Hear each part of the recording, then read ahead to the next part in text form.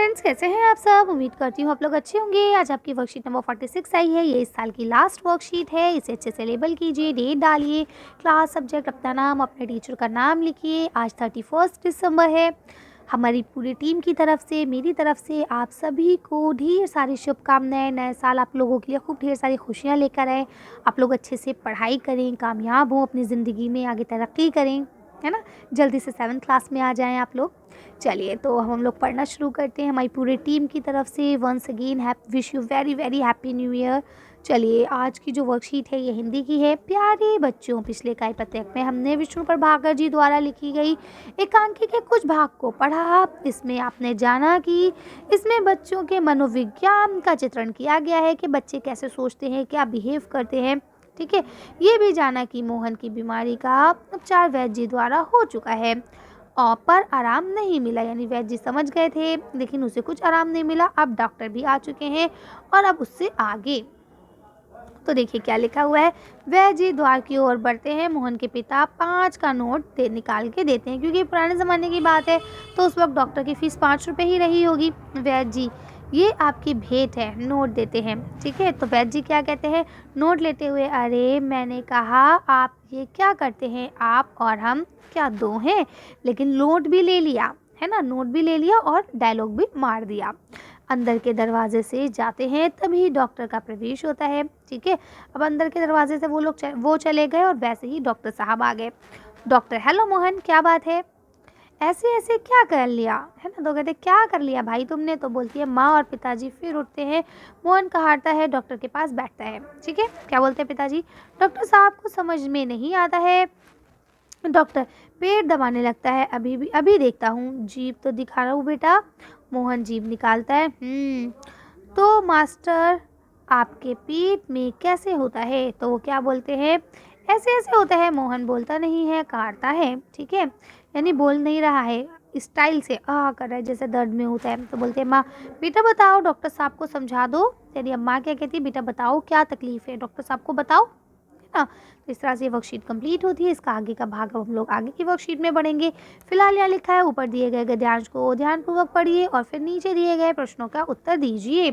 तो चलिए करते हैं। यहाँ लिखा हुआ है, वैद्य जी को मोहन के पिताजी ने कितने रुपए का नोट भेंट में दिया। तो चलिए इसका आंसर हम लोग देख लेते हैं।